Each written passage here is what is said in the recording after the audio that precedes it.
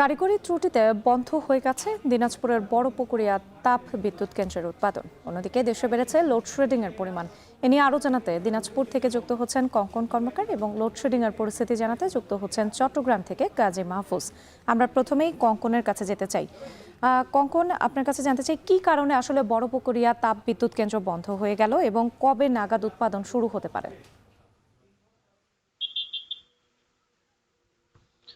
রাত্রি এই যে দিনাজপুর বড়পুকুরিয়া যে তাপবিদ্যুৎ কেন্দ্রের যে সর্বশেষ যে চালু থাকা ইউনিটটি গতকাল রাত 10টার সময় এটি হঠাৎ করেই কারিগরি ত্রুটির কারণে বন্ধ হয়ে যায়। এখানকার যারা কর্মকর্তা তারা বলছেন যে গতকাল রাতে কোল যে মিল এই পাওয়ার প্ল্যান্টের সেখানে যে কয়লা যেখানে বার্ন করা হয় সেই জায়গায় কয়লার সাথে আরো পাথর বা কঠিন কোনো কিছু ঢুকে যাওয়াতে এই দুর্ঘটনাটি ঘটে এবং পরবর্তীতে আনুমানিক রাত 10টার সময় প্ল্যান্টটি বন্ধ করে দেওয়া হয়।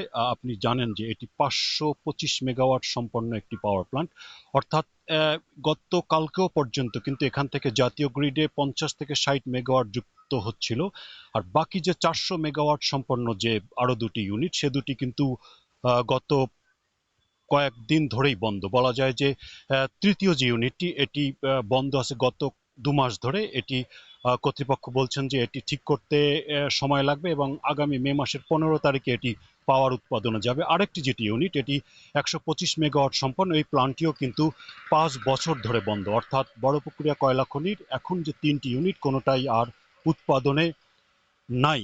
আর এখানকার যে ইঞ্জিনিয়ার তিনি বলছেন যে এটি তারা গত রাত থেকেই এটি ঠিক করার কাজ চলছে। 4 থেকে 5 দিন সময় লাগবে। যদি তারা এটি করতে পারেন তাহলে আগামী 4 থেকে 5 দিনের মধ্যে এটি নতুন করে আবার উৎপাদনে যাবে। আর আপনার তার পাশে যে কয়লা খনি সেখান থেকে কিন্তু তারা এই কয়লা ব্যবহার করে এবং এই কয়লার সাথে যে আনওয়ান্টেড যে ওয়েস্ট সেটি চলে যাওয়াতে কিন্তু এই দুর্ঘটনাটি ঘটেছে। তো এই ছিল রাত্রি দিনাজপুর থেকে পাওয়ার প্ল্যান্টের সর্বশেষ খবর। কঙ্কন কর্মকারের সঙ্গে যুক্ত হয়েছিলাম। এবার একটু মাহফুজের কাছে যেতে চাই, তিনি রয়েছেন চট্টগ্রামে। মাহফুজ, লোডশেডিং এর আসলে কি ধরনের প্রভাব পড়েছে চট্টগ্রামে একটু জানাবেন?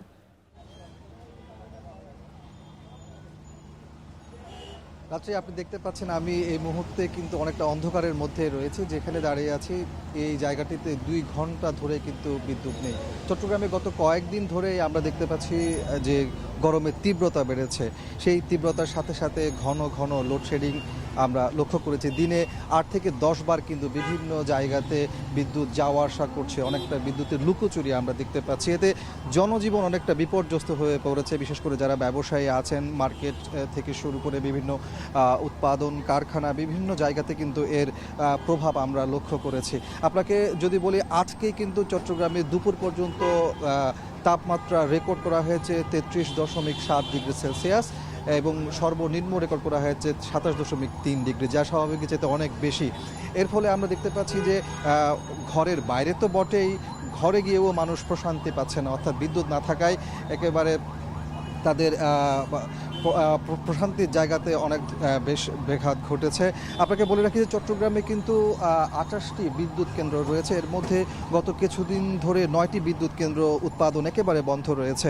আর বেশিরভাগ বিদ্যুৎ কেন্দ্রের উৎপাদন প্রক্রিয়া কিন্তু অনেকটা জ্বালানি নির্ভর, আর জ্বালানির সংকটের কারণে মূলত ঘন ঘন লোডশেডিং করতে হচ্ছে, এমনটি জানিয়েছে বিদ্যুৎ বিভাগ। এবং আপনার মাধ্যমে আপনাকে বলে রাখি যে চট্টগ্রামে বিদ্যুতের যে চাহিদা, বিশেষ করে আমরা চট্টগ্রাম শহর এবং আশপাশের যে উপজেলা সব মিলিয়ে কিন্তু বিদ্যুতের দৈনিক চাহিদা রয়েছে 1150 থেকে 1250 মেগাওয়াট। সেই জায়গাতে আমরা দেখছি প্রতিদিন বিদ্যুৎ উৎপাদন হচ্ছে 1100 কিংবা 1050 মেগাওয়াট।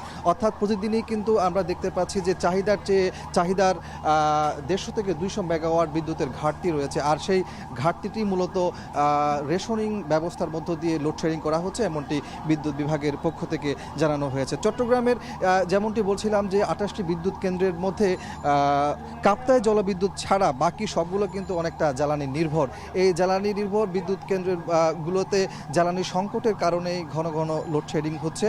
আর এই লোডশেডিংয়ের কারণে জনজীবনে তার নেতিবাচক প্রভাবটি আমরা লক্ষ্য করেছি। বিশেষ করে আমরা দেখানোর চেষ্টা করছি এখানে কিন্তু বেশ কিছু রেস্টুরেন্ট থেকে শুরু করে ওষুধের দোকান, খাবারের দোকান সব জায়গাতে কিন্তু বেচা বিক্রি যেমন বন্ধ হয়ে গেছে এবং এর নেতিবাচক যে প্রভাব সেগুলো আমরা লক্ষ্য করছি। উৎপাদন কারখানাগুলো ঘন্টার পর ঘন্টা বন্ধ রয়েছে, সেখানে কর্মঘণ্টা যেমন নষ্ট হচ্ছে, পাশাপাশি তাদের আর্থিক ক্ষতির সম্মুখীন হচ্ছে এমনটি তারা আমাদেরকে জানিয়েছেন। তো এমন অবস্থায় আসলে যেহেতু জ্বালানি নির্ভর যে বিদ্যুৎ কেন্দ্রগুলো আছে সেগুলোতে যদি জ্বালানি সরবরাহ বাড়ানো যায় সেক্ষেত্রে এই লোডশেডিংয়ের মাত্রা কমে আসবে এমনটি জানানো হয়েছে। যদিও আমরা বিদ্যুৎ বিভাগের সাথে কথা বলেছি, তারা বলেছেন যে চট্টগ্রামে এখন যে তাপমাত্রা সেই অবস্থা যদি আগামী 2-1 দিনের মধ্যে বৃষ্টি না হয় তাহলে লোডশেডিংয়ের মাত্রা আরও বেড়ে যাবে এমনটি আশঙ্কার কথা কিন্তু বিদ্যুৎ বিভাগের পক্ষ থেকে জানানো হয়েছে। তো এমন অবস্থায় প্রকৃতির উপর যেমন নির্ভর করতে হচ্ছে, পাশাপাশি জ্বালানি সংকট যদি নিরসন করা যায় সেক্ষেত্রে বলা হচ্ছে যে ঘন ঘন লোডশেডিং হচ্ছে সেটি অনেকটা কমে আসবে। তবে এর পাশাপাশি বিদ্যুৎ বিভাগের পক্ষ থেকে বলা হচ্ছে যে বিদ্যুৎ অপচয় যেন না হয় সেক্ষেত্রে কিন্তু নাগরিককে সচেতন হওয়ার কথাও কিন্তু বারবার করে বলা হচ্ছে। আমরা দেখতে পাচ্ছি আজকে সকাল থেকে যদি বলি যে চট্টগ্রামের বিভিন্ন এলাকাতে 6 থেকে 8 বার বিদ্যুৎ যাওয়া আসা করেছে। এই মুহূর্তে আমরা যে এলাকাটি রয়েছি চট্টগ্রামের প্রবর্তক এবং জিসি এরিয়া, এই এরিয়াতে কিন্তু 2 ঘন্টা আগে বিদ্যুৎ গিয়েছিল, এখনও পর্যন্ত বিদ্যুৎ আসার কোনো স্বস্তির খবর কিন্তু এখনও আমরা জানতে পারিনি। তো এমন অবস্থায় বিদ্যুতের যে ঘন ঘন বিভ্রাট এটি জনজীবনকে অনেকটা বিপর্যস্ত করে তুলেছে, পাশাপাশি গরমের তীব্রতা সেটি আরও বেশি দ্বিগুণ করেছে।